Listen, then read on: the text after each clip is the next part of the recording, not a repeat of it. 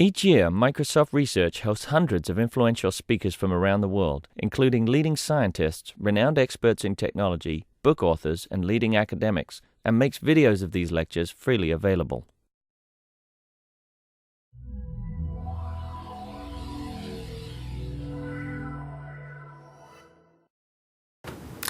Okay, so let's get started. It's my great pleasure to introduce Professor Harry Wexler.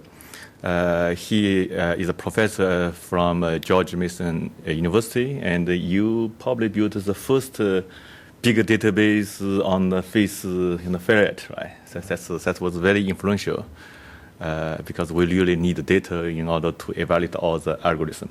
And today he will talk about robust face recognition using parts, boosting, and all advanced technology. So please. Thank you. Anytime you have questions, interrupt me and I'll try to answer. So a little background and what I'm interested and how this leads to the talk today. My background, expertise, and interests are image processing and computer vision on one side in terms of data, and learning, pattern recognition, data mining on the other side. Okay. Biometrics, it's one application. And we did work mostly on face recognition, but also to some extent on fingerprints, gait, and iris. Now, in terms of biometrics become relevant only if you can handle large amounts of data. And when I say large, 100,000 and so on. Obviously, I cannot deal with millions because I don't have the facilities. But the ferret database that you mentioned had 1,500 subjects and close to 15,000 images. Now, an important element of any recognition system is learning.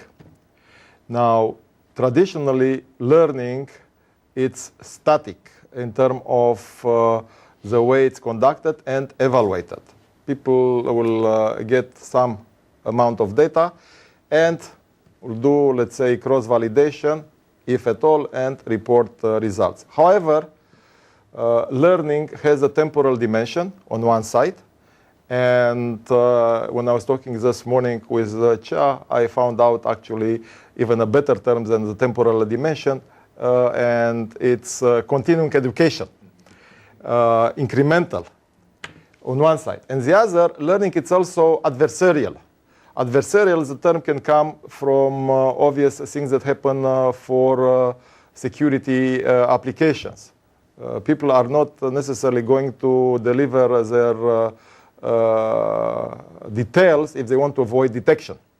So many times you are going to be able to figure out only parts of an image with reliable confidence. And the question is how all this can fit together toward better recognition. And I will indicate a number of applications, not necessarily some that I was already able to tell you the results, but connected to the temporal aspect. Now, robust means that I can handle an adversarial aspect. Okay? A recognition by parts, as I told you, I cannot see maybe a whole face, but maybe some parts of the face are available and I can draw some inferences.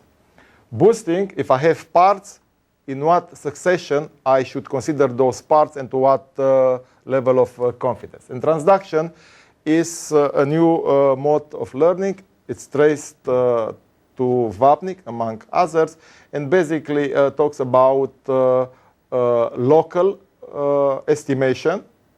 And I'll give more information as we go through.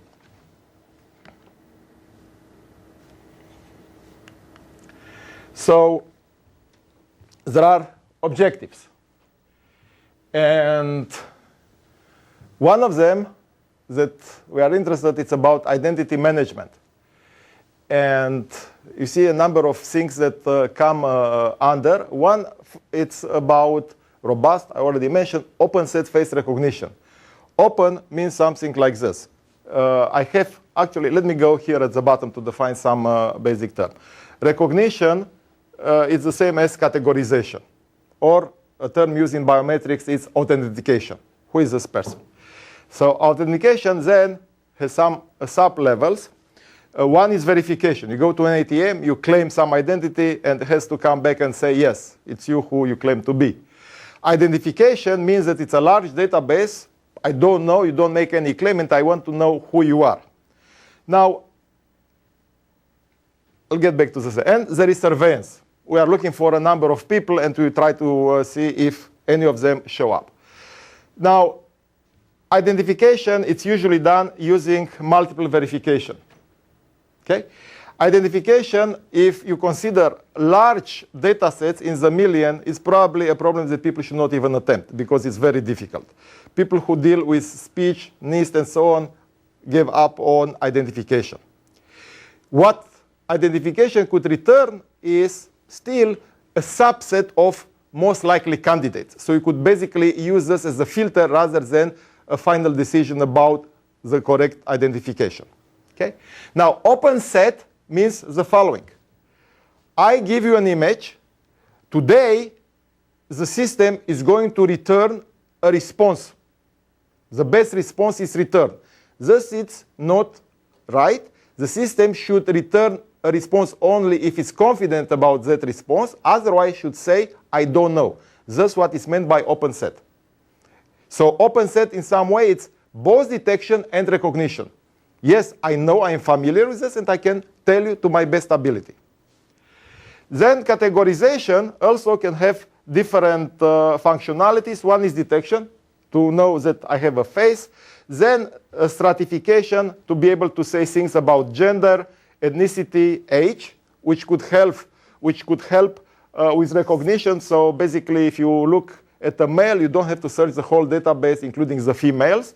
And those are the terms. So I get back robust open set face recognition. It's also important to be able to handle change detection and active learning. What does this mean? Passports are issued today each for children each 5 years, and for adults 10 years. People change their appearance. So it will be important to know if people change their appearance for disease, illness reason, or anything else, and to distract old templates, to attend some of them, or to revise in order to facilitate better recognition. So this is an important task for large data sets. Then it's also important to look at protocols, how to evaluate performance, and also to look at errors. When we did some work on error analysis, and thus its pattern-specific error in homogeneities, some images are easier to recognize than other images. Some people are better to fool a system than other people, or to be fooled by a system. Okay? And as future R&D, it's about data stream using video. There is no question in my mind that when I recognize you, or what system should do, that you need to have a video. I don't take a still image and I try to recognize. I see you on a continuous basis. And the continuity in time, it's actually on one side claimed to hamper recognition because there is more data. On the other side, actually helps, because if I turn the head, it's my way to turn the head. It's not yours. So this continuity provides additional personal information. Okay? Then there is an application on sensor network on CCTV surveillance, where you have a number of cameras, and maybe you want to track a person from point A to B, or to know who shows up. And this also has to do with the problem that we can define as face selection. What is this problem? You have cameras, video, and you can see only parts of a face. So one goal will be to say frame 10, 20, 40, 200, 2000 is the same person. It's one person. And this will tell you that basically somebody, let's say, is stalking you, or it's going around a facility.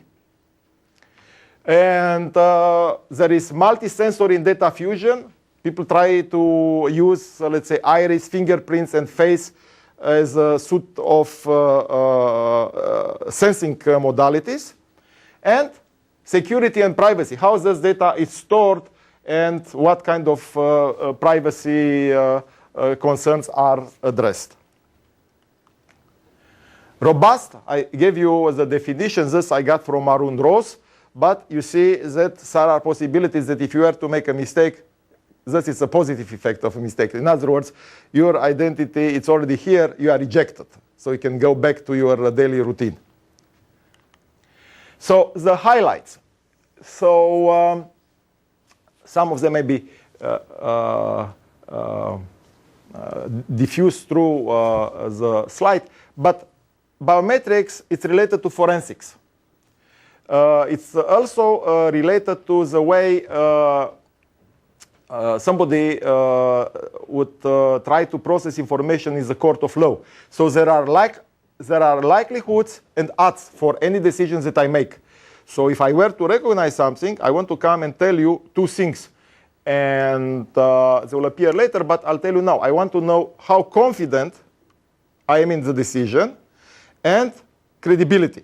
So one is I can say this is X, and I believe 99% that it's X.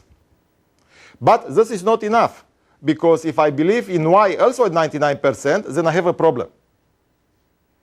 And this will lead to active learning aspects, trying to get more information. But it's important to believe strongly into something and not to believe strongly in anything else.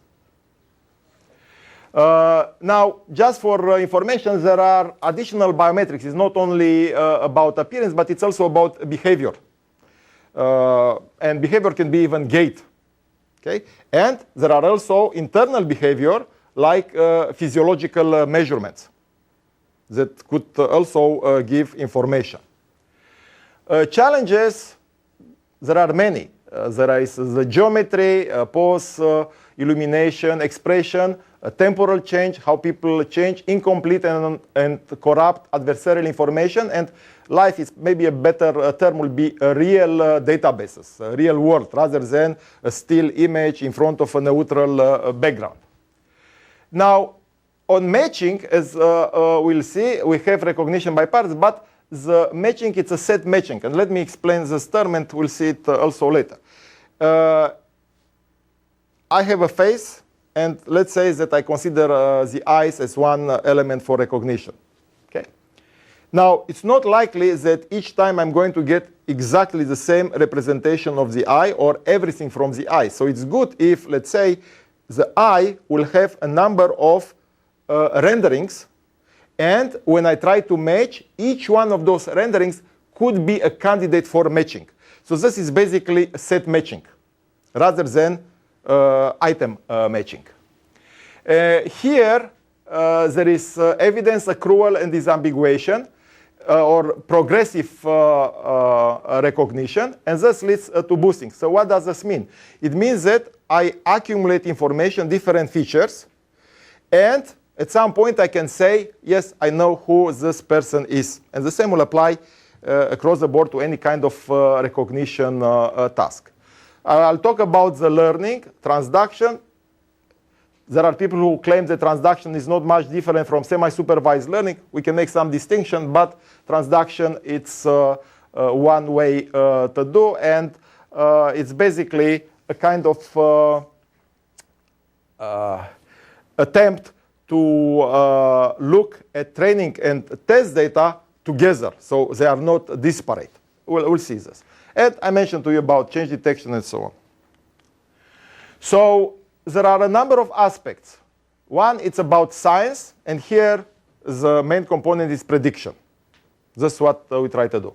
Then technology, how I'm going to do this, and some people will call this practical intelligence, use only what you need. And here, a discriminative approach with likelihoods is what is going to be implemented. And finally, it has to be about real-world scenarios with all kinds of adversarial information.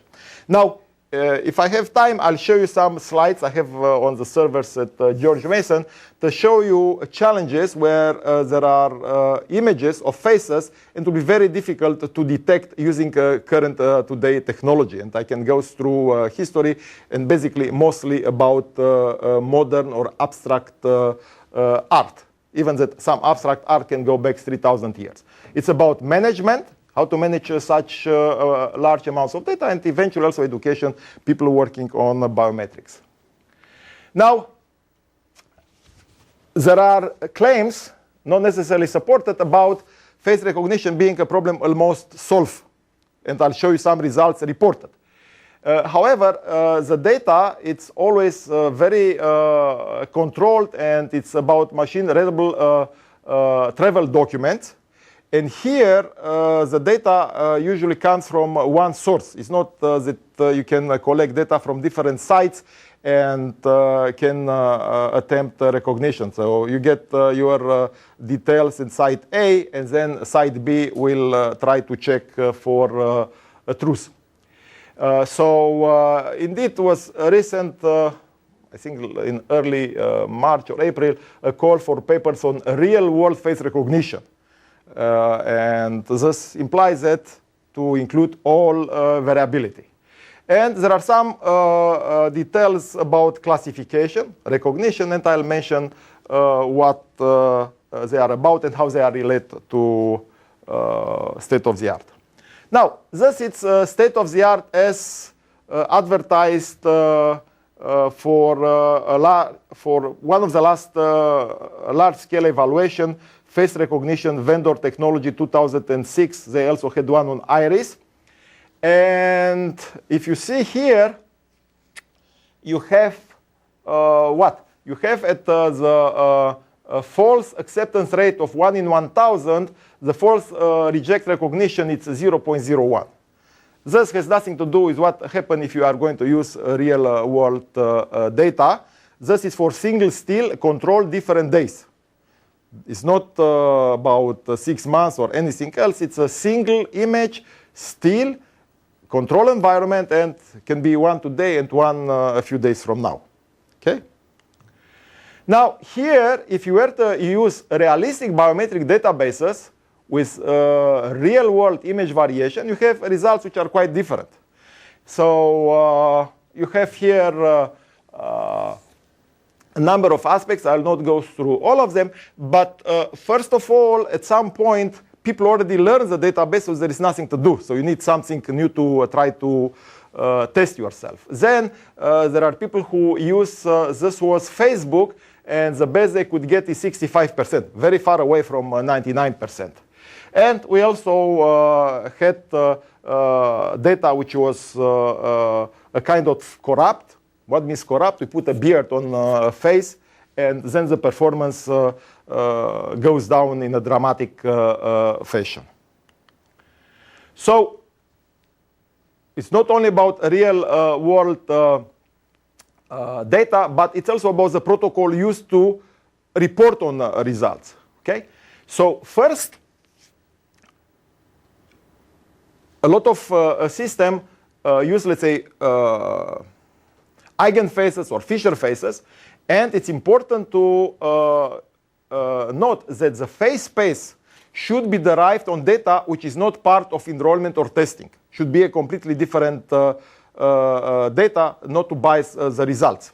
This is not necessarily done. So enrollment training, authentication testing, and the face space derivation should have access to different disjoint data sets.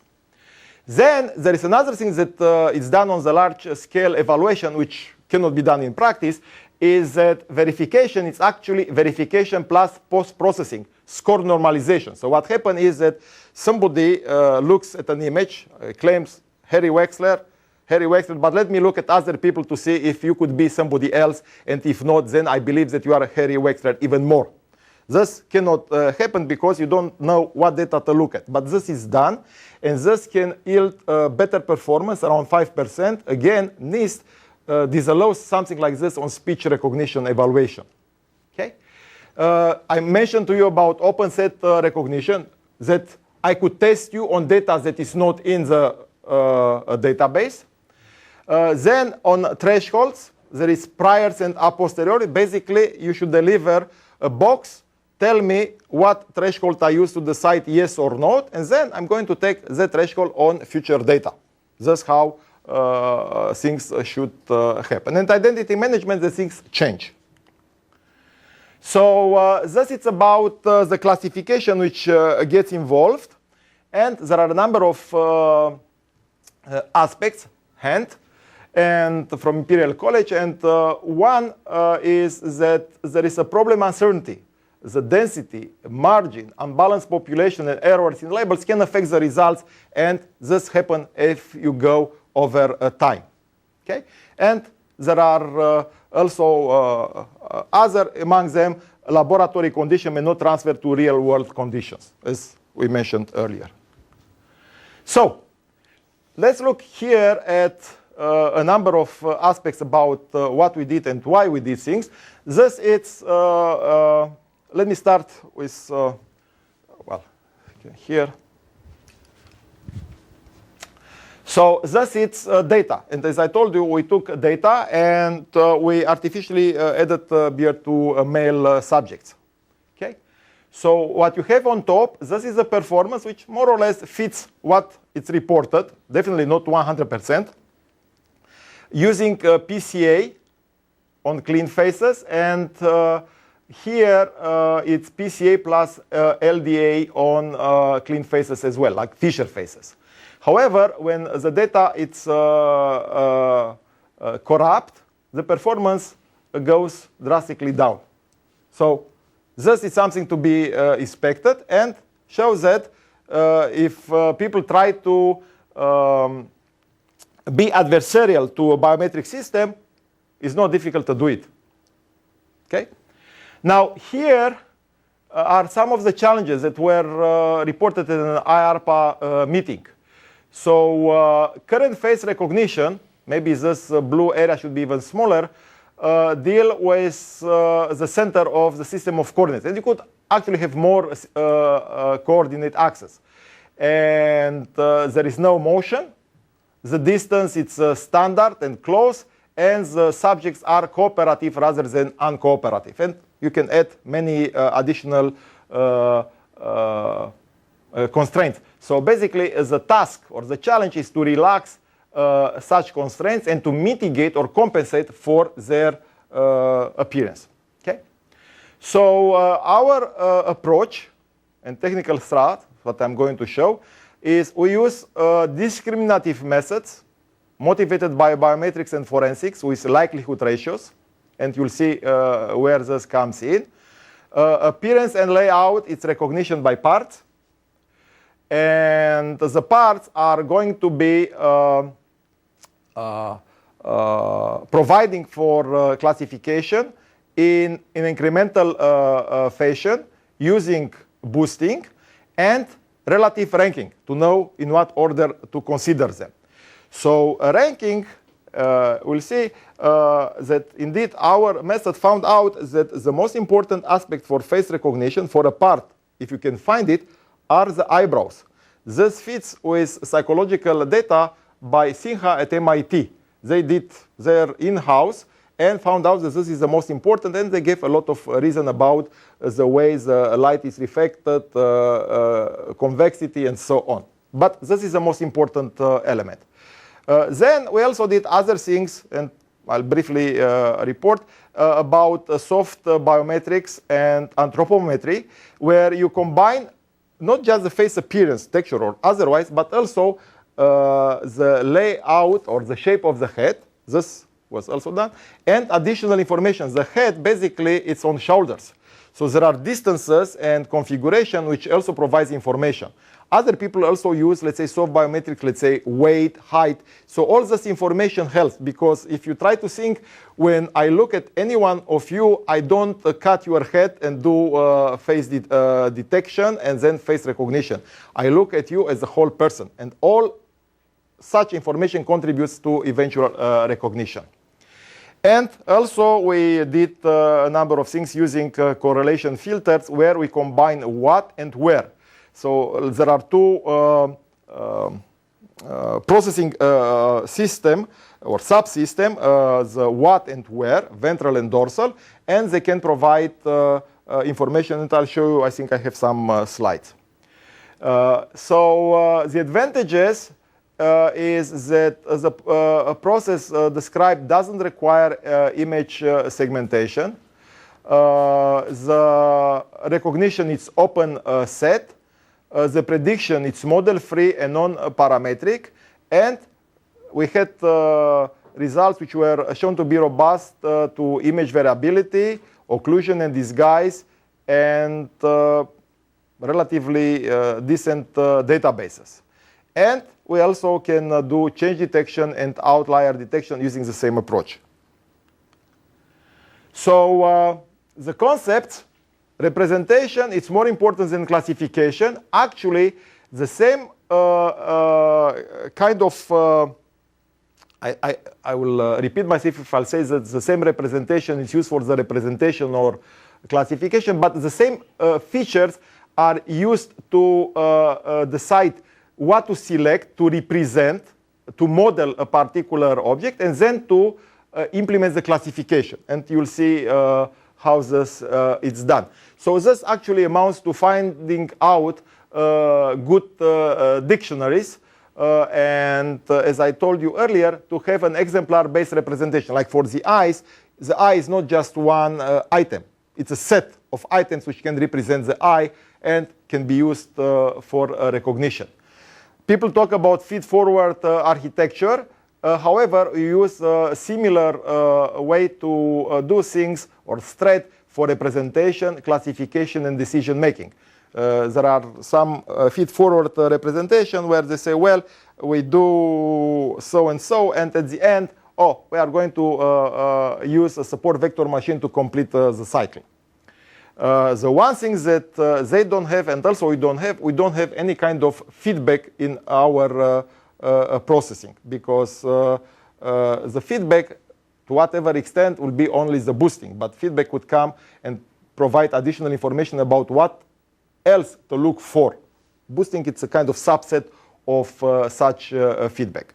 We have credibility and confidence we provide, and this could help with temporal association and link analysis. So just some idea about how things look like. So you can see that if you have parts, you can still recognize the face. Now, I told you about the eye. It's a part, as an example. And you see that there are different ways it could show up. And each one of them, if detected, would declare, yes, I saw the eye for a particular person. So it's not one, but it's a set. Okay? Then we'll talk about transduction. We have parts, and they compete. Who is the first one I should look at and try to discriminate or partition the original set? So there is something that it's called strangeness. You can also call typicality. I use here typicality, but they are the same.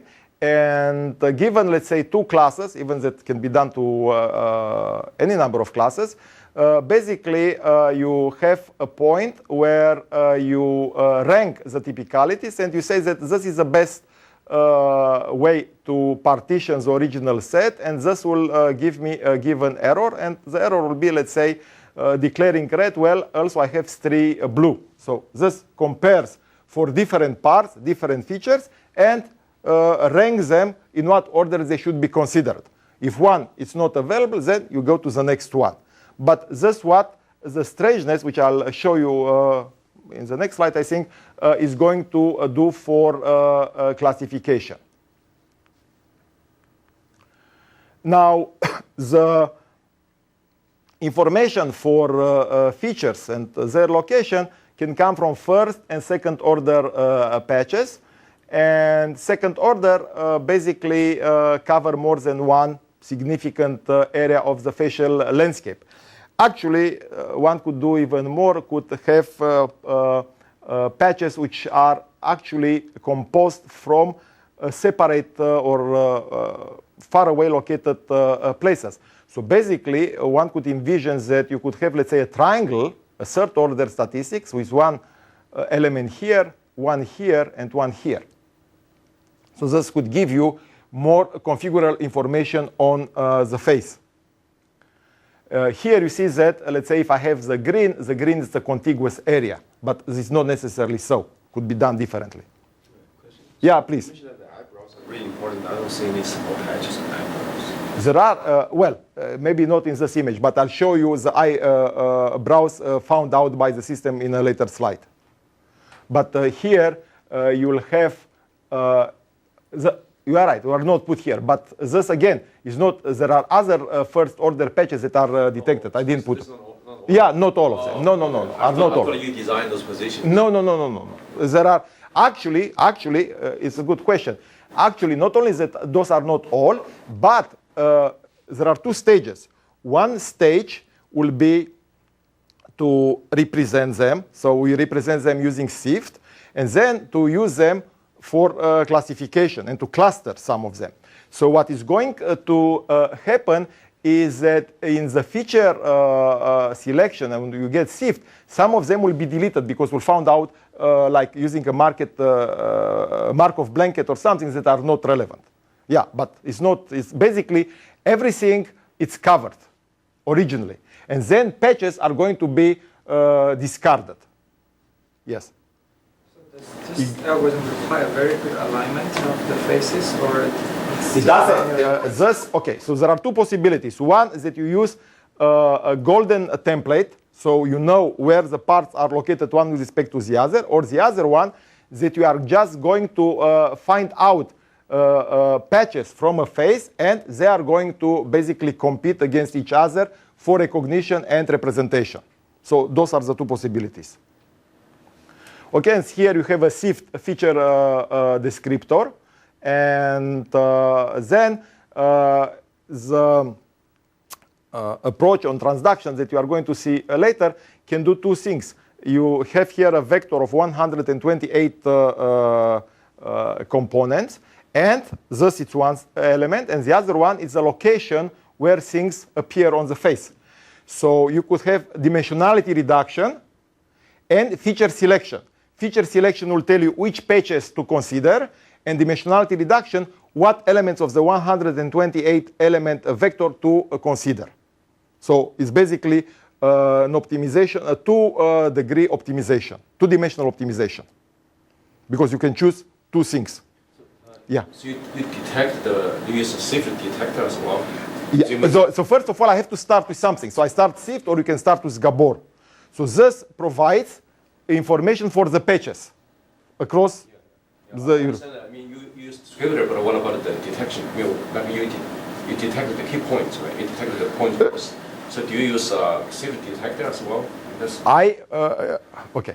So the SIFT, I can have everything across. You can sample anywhere you want. There are different ways to sample. Some people detect the corners. Some people just randomly sample patches. I just wonder which one. So let me go two more slides, and then we'll get to. I'll get back to this question. Okay. Okay. This I mentioned to you about clustering the patches. Okay. Actually, let me go back here because this might come later. Okay. So what happened here is that as part of transduction, we are going to find a lot of patches, and they have a SIFT representation. Okay. Now the patches can be classified as strange or not strange. So I'm going to keep only the one which are interesting. If, let's say, I have things which are uniform in what they stand for, using, let's say, a common label that they can be related to, I don't have to keep all of them. So we are going to keep only something that has a discriminative value. A discriminative value means that something stands out. Okay? So those are going to be the patches which still stay in the play, in the game. And on the other side, even those patches, we are trying to find out what are the features which make those patches most discriminative. Because all along, we want to keep patches which discriminate between different images. So if I go to this one, those are going to be patches, as an example, which were discriminative and could represent the eye, because they will cluster. So patches, first of all, have to be selected, have to be reduced in dimensionality, and then they have to cluster to produce the parts. So the parts are sets of patches, and the patches are local, first or second degree.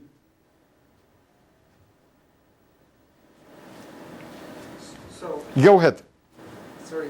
Yeah, please. We had experience with the shift on faces, and generally there's not many features detected.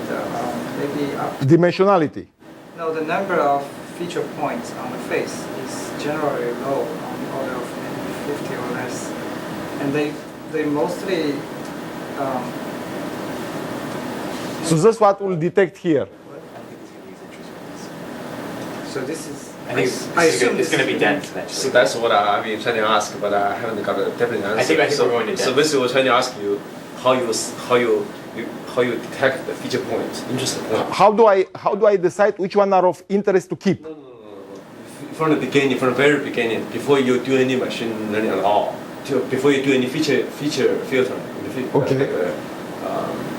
To determine, before you determine which feature is important, right? So you have to start with something. So one way that people do it is really randomly sample like thousands of them from the image. The other way is people actually run the corner detector.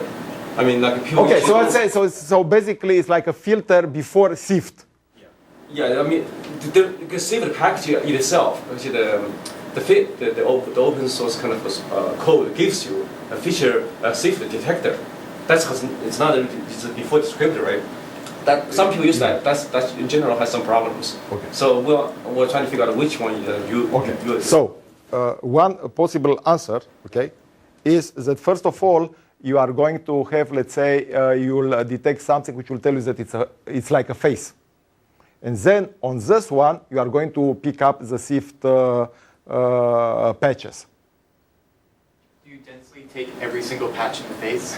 So originally, as you see here, that where let's say you have, let's say, a lot of patches, right? And then either you have the location of the face and you know where you are, or you have to have some information, as you say, to reduce. Or you can just learn that those are patches which are going to have a relevance to a particular face. I will have patches also here, right? Let's say for books, but have nothing to do with the face. So I'll not be able to associate a label if I try to relate in there for feature selection and dimensionality reduction.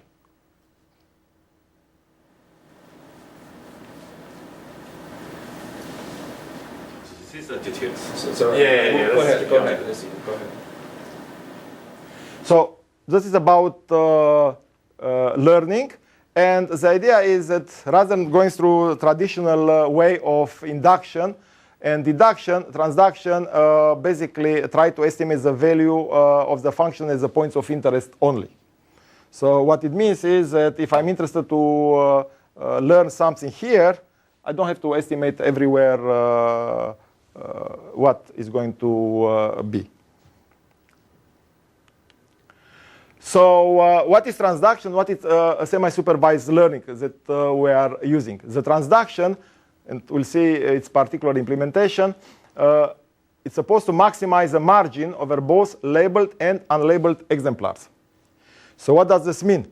It means that I have training data with label, test data without label. So I want to find out a particular classification that is going to be consistent over both the training and testing examples.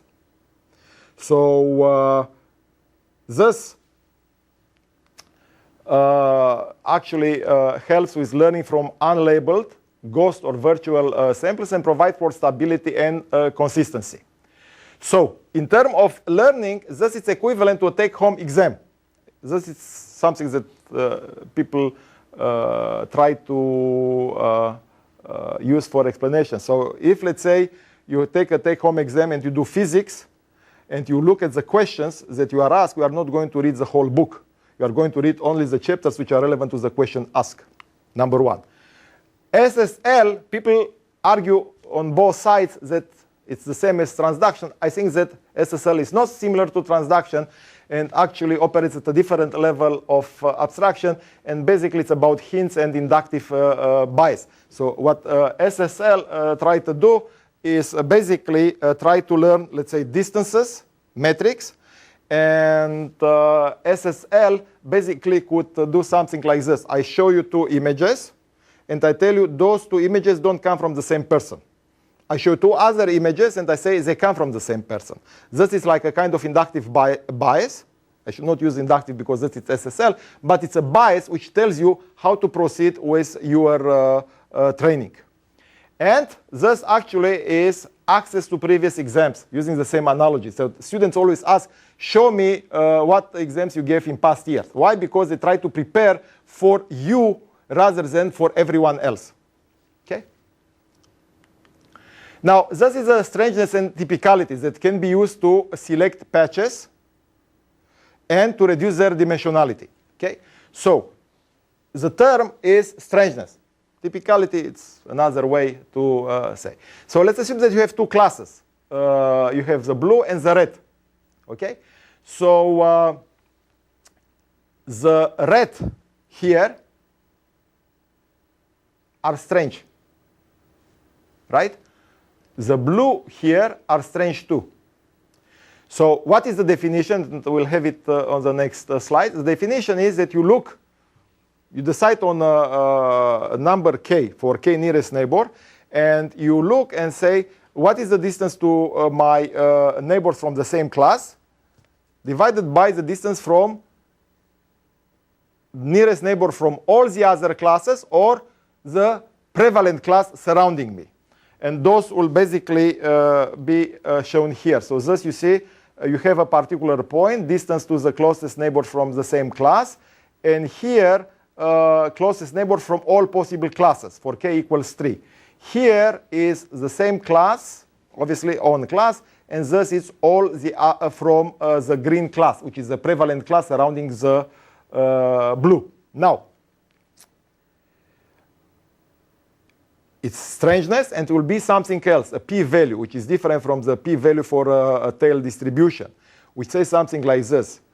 Just the fact that a particular item is strange is not enough, because if everyone is stranger than me, maybe I'm not strange. And thus it's fundamental to this approach. And I will show you how this is defined. So the strangeness, the way it's defined is, you see you have a k nearest neighbor, k nearest neighbor, and k nearest neighbor strangeness operates better than k nearest neighbor by itself, and Cover and Hart shows that the k nearest neighbor can be an approximation to the base error. So there are a lot of elements which support this. But this is typical of transduction. So this is the definition for strangeness. It's also similar to cohort definition used in speech and signal processing. And this is the first definition, where you look at the distances to your own members, and here to distances to members from different classes, and thus to the class which is most prevalent around you. Now, let me go to the next, and then I'll make one comment. And we were able to show, using the strangeness, that the strangeness behaves in a very similar way to the margin as you will encounter in support vector machines. So if the strangeness decreases, the margin increases. So this it's good for classification. Yeah, go ahead. Just let me put back. Yeah, go ahead. What happened to the strangeness when the size of your population increases? Is the size of the in terms of implementation or in terms of? In terms of implementation in particular, yes. Because I mean, if I have some value, if something sticks out, when I compare that to 1,000 different individuals, it may not stick out that much when I compare to 1,000,000. And in particular, if I use a k-nearest, I mean, if I pick 3 k-nearest in a population of 1,000, and then I pick 3 k-nearest in a population of 1,000,000, I have something really different. The k, we use here a small k, Yes. 5 to 10. Yes. And when you say that if you are going to compare against 1 million, that still you'll have the k nearest neighbors, right? You have k nearest neighbor, but statistically they will be much closer.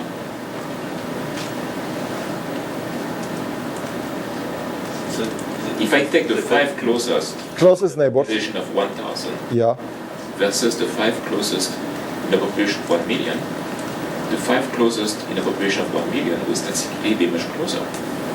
yeah. We are not comparing this against 1 million. So basically, this, again, our data was in the hundreds. We didn't have millions.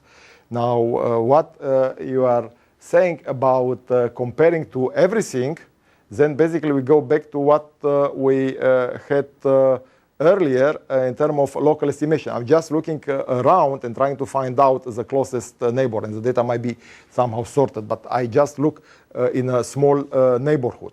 And I do another thing. Let me go to 2 slides and then we'll get back to this. Just 2 things, okay? So we'll do this.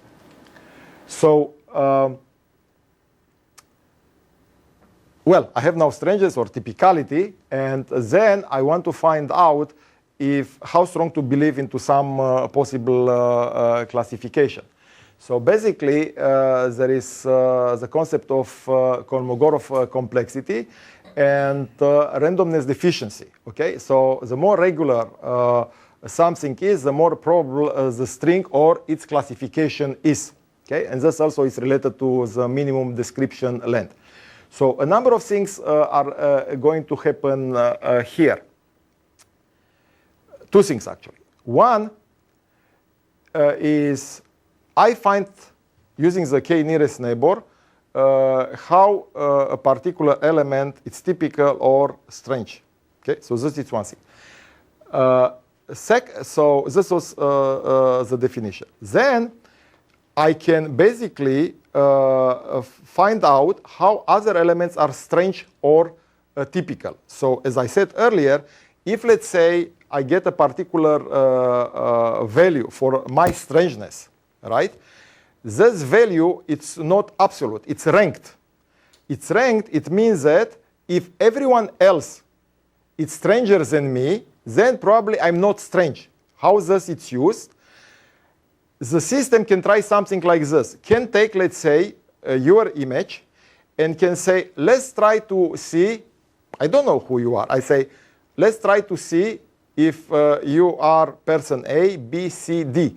And we'll find out what is the strangest way to label you and what is the least strange way to label you. So this is a transduction confidence machine. So basically, we'll try different labels and see how strange each one of those labels will fit your representation. So this is how it's going to operate. Now, this is done, let's say, on some previous data available for the face space or representation, and to find out at what point you can do the open set versus the regular recognition. So this is how the system operates. Okay? So if I go here, randomness deficiency cannot be computed. So there are other possibilities, and the definition which it's used, it's about finding out a relative credibility and confidence. Okay? So the term is p-value is not like for a tail distribution. And this is the definition. There are 2 possible ways to implement. So the first one tell you for a particular assignment or putative assignment, how strange that it is. So if you have a large number for p-value, this means that the credibility will be high. In other words, this is the best that I can do with what you show me. And those are Lagrange multipliers, are the Lagrange coefficients from SVM that you could use as an alternative way to calculate the p-value. And the second one looked better. But this, what happens, that different assignments are tried, and the one which is least strange is the one which should be used. So the p-values then provide you with credibility and confidence. Credibility is the largest p-value, what is the class that you look least strange to be a member of that class. And confidence, the difference between the top two p-values.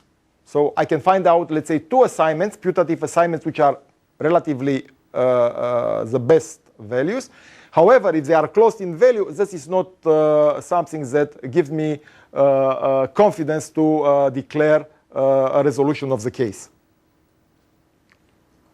Yeah? So I guess in order to measure p-value, you actually need to keep the whole training set more or less. You have to keep the data in order to look at the neighborhood.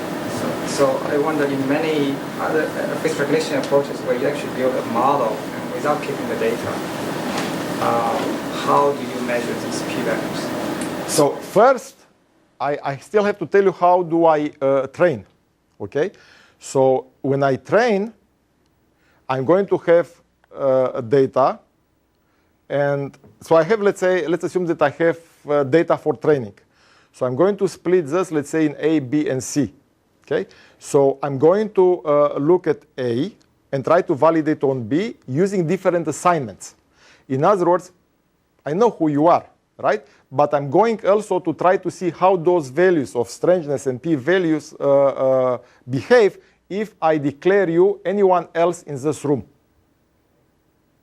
Okay? So this is what is going to decide on what features I should use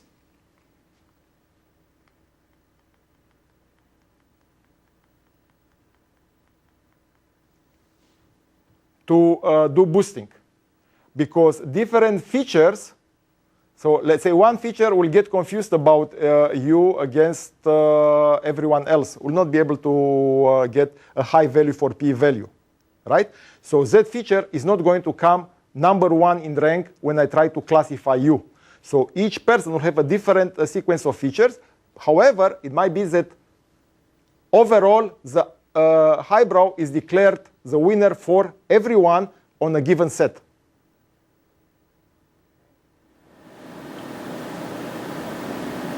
So, I mean, this is a criteria used for training. It's not for testing. But during testing, you also need to know the confidence of the... No, during testing, I already have, I recognize you using, let's say, highbrow, lip, nose, and ear. Everyone goes with this, and the one which is going to get the best performance is going to be the winner. I think instead of using information gain, Yeah. he's essentially using the strangeness. Right.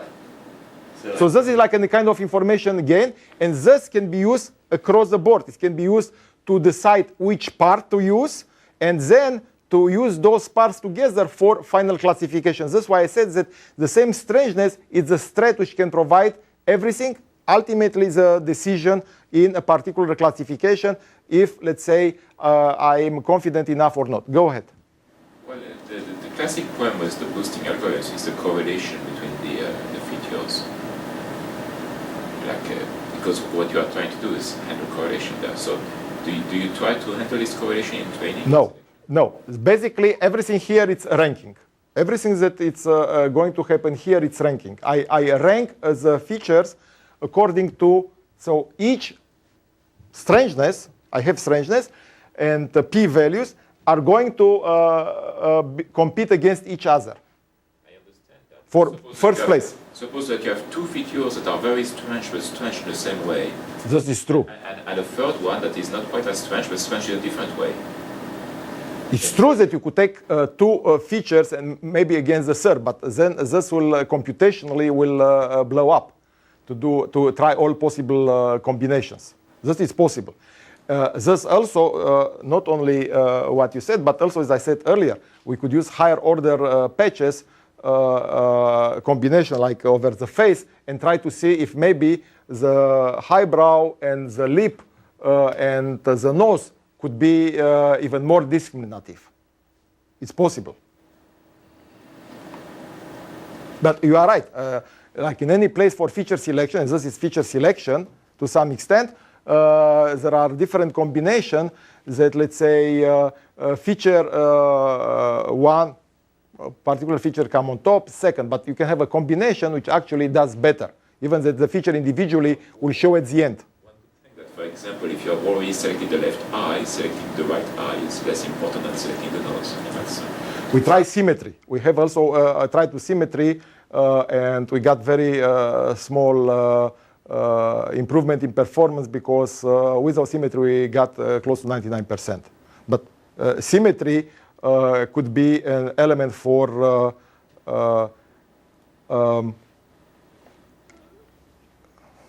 as you said, could basically, if I have, let's say, the left eye, then I don't need the right eye. But nothing is exactly the same. So you use boosting, and so if I understand right, then yes. you are doing pre-selection of the features before running boosting. No, the features are going to compete in order to be assembled as part of boosting. So the set of features that you choose, is it done before you run the boosting learning or during boosting learning? During boosting learning.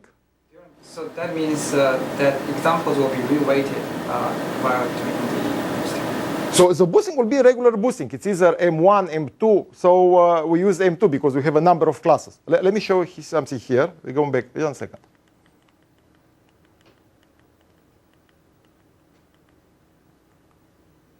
Let me go forward for a second. So the eyebrows, okay, it's a part. A part, it's a set, okay? So they are found out as the most important feature and will be first element of the boosting algorithm for everyone. So this here, everyone will have this as element number 1. But as you can see, it might be the case that the position of the element from the eyebrow is different from one person to the other because the person was oriented and that's what I could get. So I have a set and I do the Hausdorff distance rather than eyebrow against another one.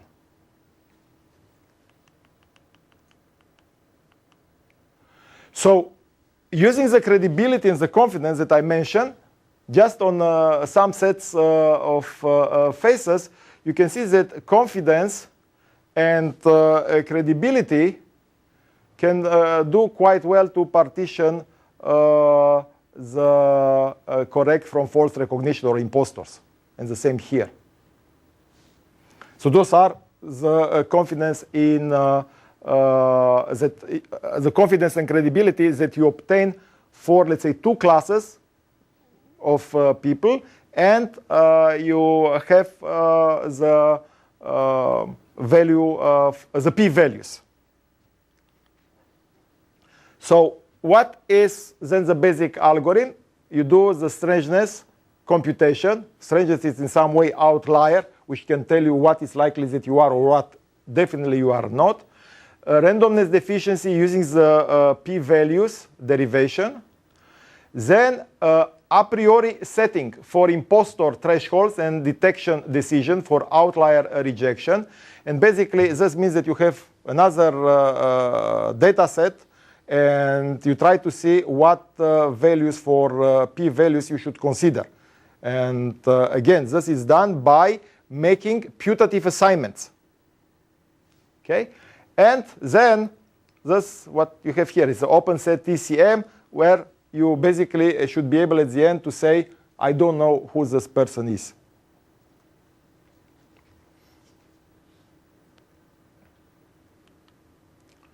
So representation and classification. So there is a scale invariant feature transform, SIFT, or Gabor.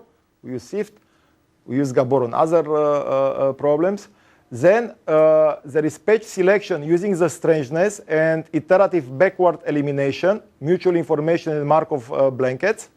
This is not necessarily if you were to use the golden ratio template for frontal and boxed images, because then you know exactly where the data comes from. But otherwise, to eliminate the pages that I was asked earlier, you do basically iterative backward elimination using the strangeness. From patches to exemplar-based parts using the k-means clustering to obtain the sets.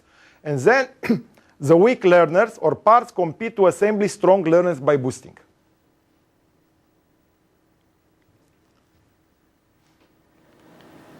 And this was, so you built a weak classifier for each part, and you find out the relative strangeness and the thresholds and the coefficients, choose the best part and iterate.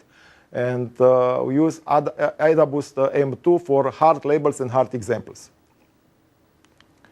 And the experiment was done on face recognition grant challenge, University of Notre Dame, 200 subjects, 48 images, 12 training, 12 validation, 24 testing. Because validation, when I train and say what were to happen if I tell something else.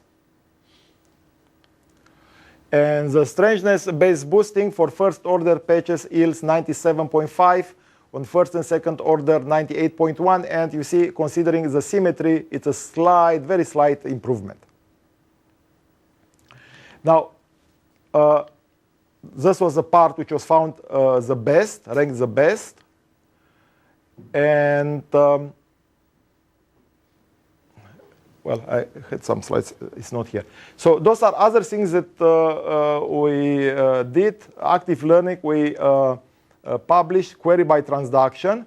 And here, basically, the question is looking at, let's say, different faces or any kind of objects that you are interested in. You have some data in your training set, you get new data, and you are trying to find out what are the p-values. If the p-values are, the data is unlabeled. If the p-values for different possible classes are close to each other, then I'm going to ask for the label. Otherwise, if it's a clear cut, I'm not going to ask. I'll show you something about, I think I have here, adaptive and robust correlation filters.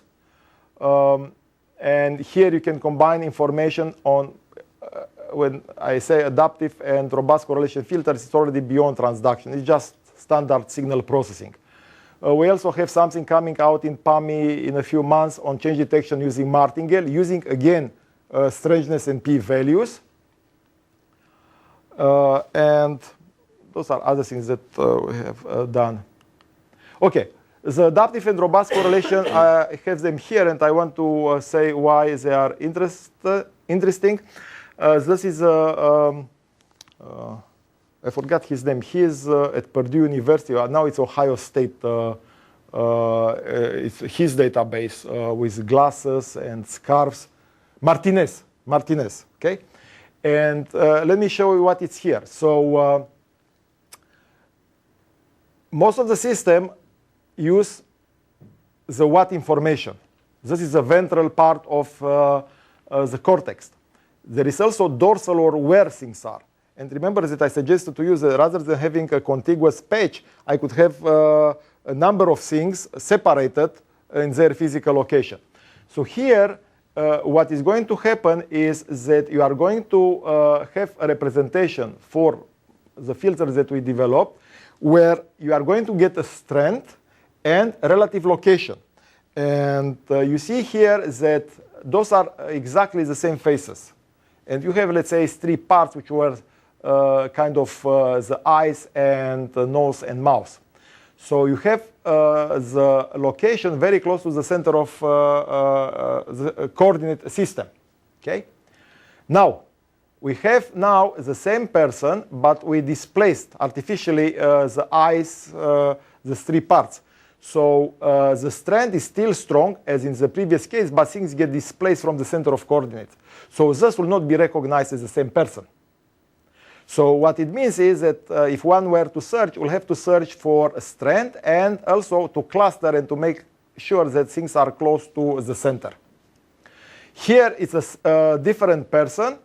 And again, the strand might be high, but the parts are further away from the center of the system of coordinates. Here you have, let's say, this is a training, this is a test and another test. And you have the representation such that there is enough information to conclude that it's one and the same person, because whatever is available in terms of parts, and there are 7 parts to this representation, it gets centered and suggests that it's a reliable recognition. So this, as I said, combines the ventral and the dorsal, and there are specific filters that we implemented. So does it mean? Yeah, just a second. Yeah, go ahead. So does it mean if I try to full system, I can hide my eyes and it will be recognized? If Maybe you try, my mouse is similar to someone. if you try to fool such, if you first of all you have to know what the system, what parts the system is using. Yeah. But assuming that you know what part the system it's using, like in this case, you could try to create a distortion, and then this will fool the system. Yes. So this will suggest, in other words, maybe have some glasses or something will suggest how to fool the system.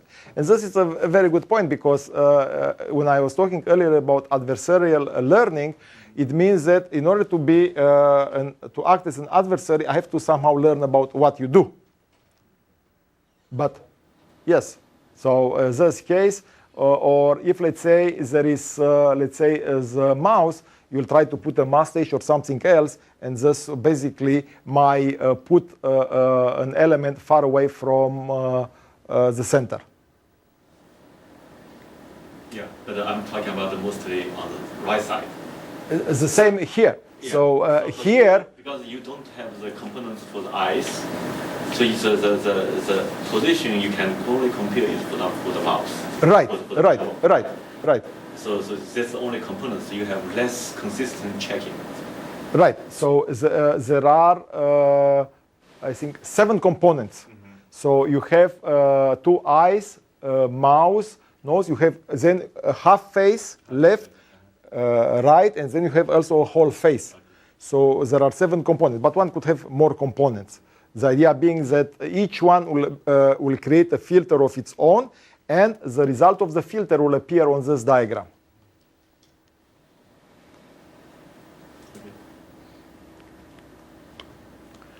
So we talked about identity management and different applications.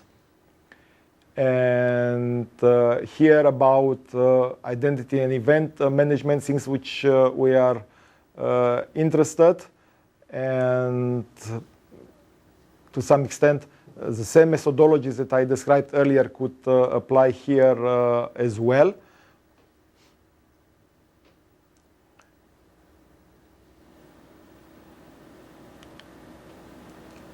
Those are, I always like to show, are biometric means that basically are not true. That particular biometric is the best biometric, it's unique for each individual.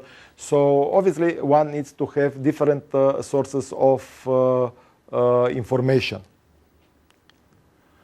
And things are, thus it's, some of the things are in this book, Reliable Face Recognition. And as you were kind to mention earlier, we developed the Ferret database and organized as first study institute on face recognition proceedings. And some of the things which I described here have been patented, open set recognition using a transduction. By the way, this one or something else on fractal image compression using quad-Q learning, this was actually licensed to somebody who used to be, I think, your chief scientist. What? Nathan, yeah. He licensed this patent. I don't think that he's has done something, but he licensed this one. And then feature-based classification using Gabor and ICA. And we have a number of things pending.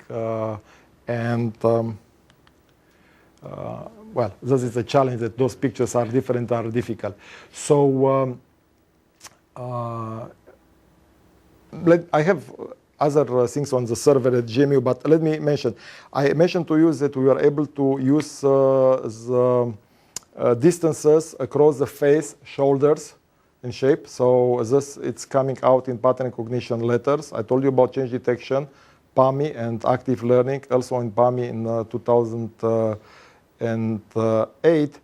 And that this methodology, the extensions that we are interested now is to use the temporal dimension in terms of learning.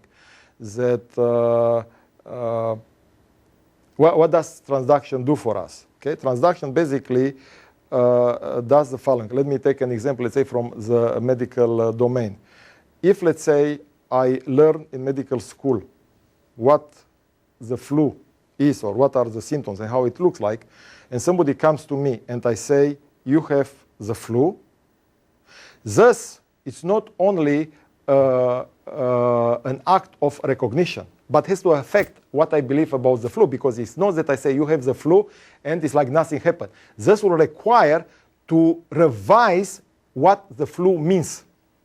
And from all possible classifications that I make, flu or not flu, I'm going to choose the one which is going to distort the least what I believe that the flu is like. So it's a kind of joint process on both training and test data. The test data participates in its own classification because each one is going to determine a new classifier. So that it's one. Now, when I was talking about the temporal dimension, the temporal dimension means that as the time goes by, my classifier have to adapt, have to change. And my performance is going to be evaluated according to how well I can do over time. How long will it take before my process breaks down? Because what happened is, data today, we have a small project with people from bioinformatics on protein function prediction. This data come from different places. So it's not necessarily that the data has been correctly labeled by everyone. We had also something with people on sun flares. So there is a catalog of data. And I raised the question, how do you know that the way people label the data is correct? Nobody was able to tell me. And basically, they evaluate themselves against data that maybe it's labeled by mistake. So the question is, if you were to have some ground truth and be able to evaluate, you continue to learn and see how your performance remains. Does it go down like this, or it fluctuates and maintains some kind of performance? So it's not. So this kind of problem has actually two aspects. One, when we do this, we actually didn't necessarily suggest a new learning algorithm. We just suggested that the way to evaluate something is different from the standard one-shot procedure. That I have to learn and see at what point in time I still maintain good performance. And in terms of learning, it's also related to active learning in the following sense. I have data, and people will send me all kinds of proteins or something else, faces. So I take some data, and I want basically to build up a data set with their functions, because it will be useful for the community. So I have data, and then I can say, look, some of this data, I know how to label. I take it. Maybe I make a mistake. Some of this data, I don't know. I still leave it in a big bowl. And new data comes, or I can select new data that I feel confident and I try to add. So then it's a process, a continuous process, where I try to decide what I can label, what I cannot label, and how to move forward. And my performance is going to be evaluated at different points in time. This is what learning should mean. So this is something that we are interested in. And this also is strongly related to adversarial learning, because as I do things, well, maybe somebody made an error by accident, but there will be people who will try to prevent me from learning what is an attempt to adverse me in terms of spam or something else. So that's what learning eventually should be. It's a kind of, you mentioned the term development. You know, it's over time.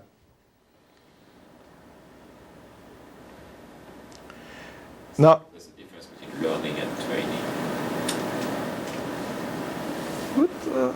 Yeah, I this is learning and training.